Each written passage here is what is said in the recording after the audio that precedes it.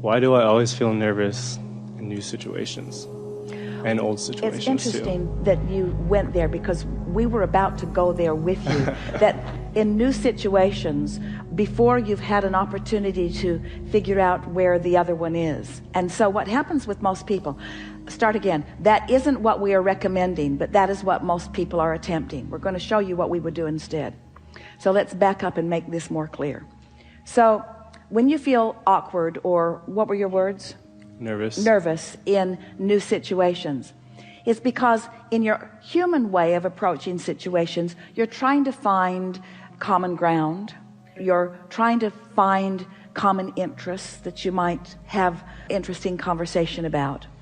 But once you begin caring about what disc you're on, and therefore allowing the universe to cause the rendezvousing, that awkwardness will go away for the most part, because you won't be rendezvousing with anybody that's not right up to speed with you. There's a more base reason for your rendezvous. You could be unknowledgeable about the most important thing in another person's life. For example, they could be really excited about soccer, and you might not be, and you might not even know much about the rules about it. Or they might be really interested in some instrument that they play as a musician, and it might not be the kind of music that is appealing to you. But you could still be on such intense vibrational matching wavelengths with that person, that even though at the face of the conversation you might not have what feels like natural interest, because you are vibrationally same, all kinds of new discoveries would begin to happen between you, you see. And the most satisfying of conversations are those conversations where the ideas are flowing with you each while you are there, new stuff happening. In other words, when you get together with someone and they just tell the same stories that they always tell, and you tell the same stories that you always tell, and you're rolling your eyes because you really didn't like that story the first 100 times you heard it, that's not very satisfying. But when you are new in this moment, as you always are, tuned in, and you are in alignment with Source, who knows who you are and knows who they are and knows what the paths of most alignment are between you, the two of you will then be inspired. You will feed each other. There's a synergy in that. It's like Esther fashions the picture of roller derby. Did you ever watch roller derby? Long time ago. And they would take their partner and just heave them forward with momentum. It's like you get a thought, and then the next gets a thought, and the next gets a thought, and the next gets a thought. Those are the kind of conversations you want to be in on. You don't just want to know what they might like to think about, so you've sort of Googled it and got some things in your mind that you might want to say. It's the inspired thought that you're having together that makes for the best conversations. You want to go to new places, not regurgitate old places, you see. And so if you take the time to get on that high-flying disc, then the universe is going to match you up with a partner who has the potential of, with you, discovering new thought together. And it's the kind of conversation where neither one of you know for sure who thought of it, because you both rendezvoused at that thought at such precisely the same time that it didn't matter whose mouth what came out of, because off you go further and further and further and further and further.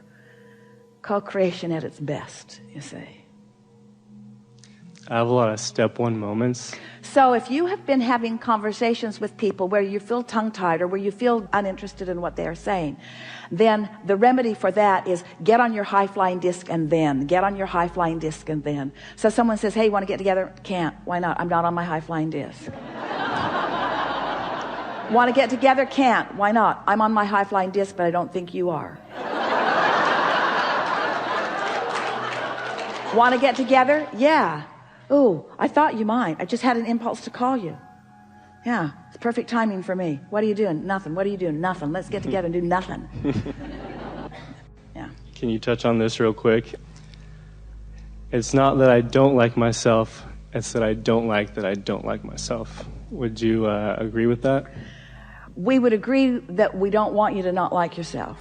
We would agree with that. But you're really going to like this. So We said to you that you were born on that high-flying disc. So anything less than that makes you not feel good. And the reason you don't feel good is because you're not up to speed with who you really are. So it isn't that you don't like yourself, it's that you're not allowing yourself to be yourself. The absence of who I really am sucks. It just doesn't feel good, and it's never going to feel good. And so that's a good thing to be aware of that. That's like saying, okay, I'm going to get on the high-flying disc. Abraham, you've convinced me that I'm going to get on the high-flying disc, but if I fall off, I'm going to be so mad at myself.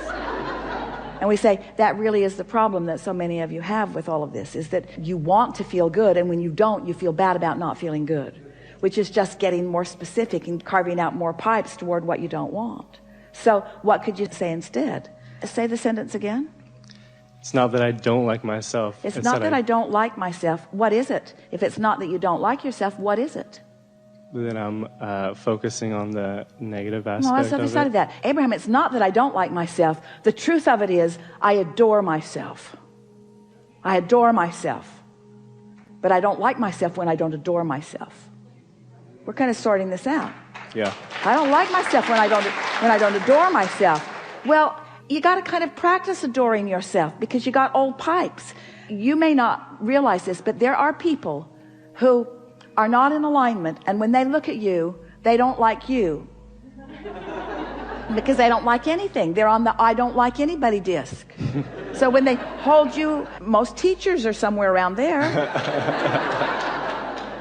So a lot of parents feeling sort of overwhelmed. And so when somebody has been holding you as their object of attention, and they've not been tuned into source energy, but they've been tuned to this critical, so you sort of develop some of those patterns yourself.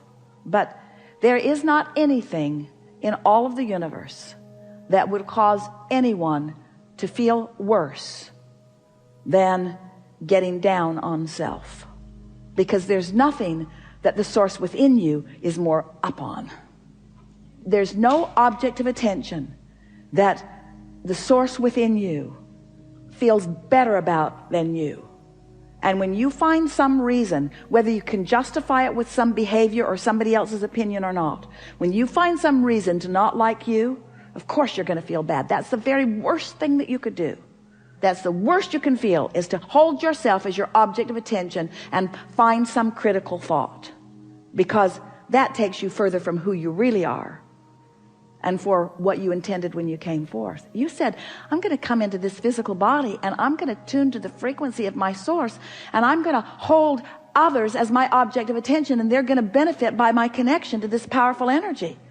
When you get on that high-flying disc, you have the leverage of the energy that creates worlds flowing through your gaze. And when you turn it against yourself, it is painful, you see. So don't do that. Helpful? Yes, and just before I go, I wanted to, well, I actually forgot my question, but let me think of that real quick. Think about this. That's because it was a question that was posed before this conversation happened. So it's a question that's not quite up to the frequency of who we are together here, you see. So it didn't fit. So you got a little tongue-tied, you see. But surely there's something that's on your mind as a result of where we are. Say that.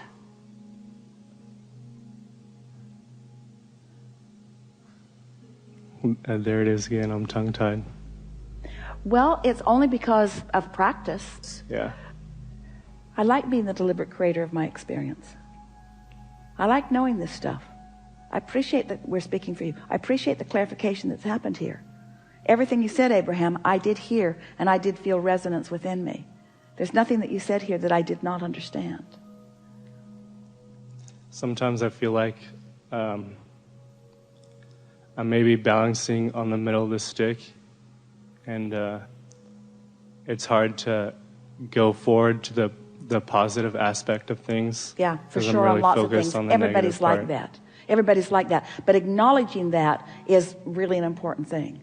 So do you believe that you can carve out a pipeline toward what you want or a pipeline toward what you don't want? Do you think you have that ability? Yes. And do you believe that you can tell by the way you feel which you're doing? So do you think that that statement that you just made just now, true statement, do you think it served you or didn't serve you? A sort of statement of what is. Sometimes I think that I'm right in the middle, and sometimes I think it's hard. Do you think that statement served you? It's true, but do you think it served you? Do you want to keep carving out the path to hard, or do you want to carve out the path to easy? So change that statement just a little bit if you can. It's easier to lean in the direction of positive since I'm in the middle. Now we're going to give you something really important. When you don't say what you mean, the universe hears what you do mean. Yeah. So that's why we don't really want to spend a lot of time trying to fix where you are, because it's sort of like shooting yourself in the foot a little bit. It just sometimes adds momentum in the direction that you don't want it to go. So that's why we're saying start in the morning, get on the high-flying disc. Now, this is sort of like that, though. Don't you feel resonance with who you are and what you know in a stronger way than usual right now? Don't you feel clearer about this? Doesn't it all seem easier? And don't you sort of want to keep it in that easier place? We're not saying not get specific, because nothing is more exhilarating than to start out on the high-flying disc and stay there and then get more and more specific, because it's so rich when more details come and you begin engaging with others who really have exceptional intelligence and attraction power on subjects. In other words, we're not talking about non-action, and we're not talking about non-specific, but we are talking about getting on the high-flying disc and then focusing in the direction of those things, you see. So what do you think of all of the things, if you had an opportunity to speak with infinite intelligence, if you had an opportunity to call out in some way and hear something, what would you most want to hear? What do you want to hear? Is there anything my higher being is telling me? What do you most want to hear?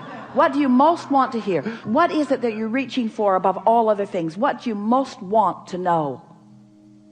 My worthiness? Yeah. Yeah.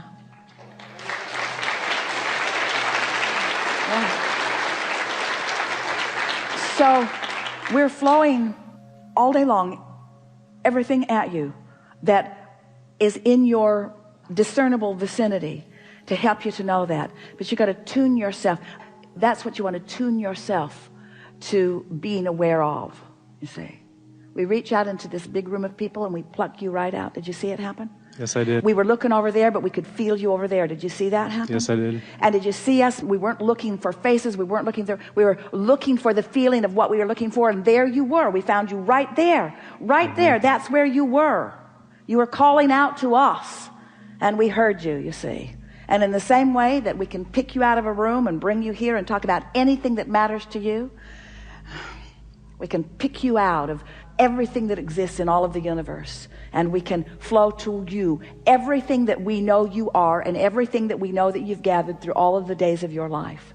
And when you're on the track of that, you'll feel that ease. And when you're off the track, you won't feel so good. So let the questions that you ask be chosen for that feeling factor more than for that intellectual factor, you see. What you want to do is figure out how to get on that high-flying disc, and everything else will take care of itself. Really, it will. Thank you. Yeah.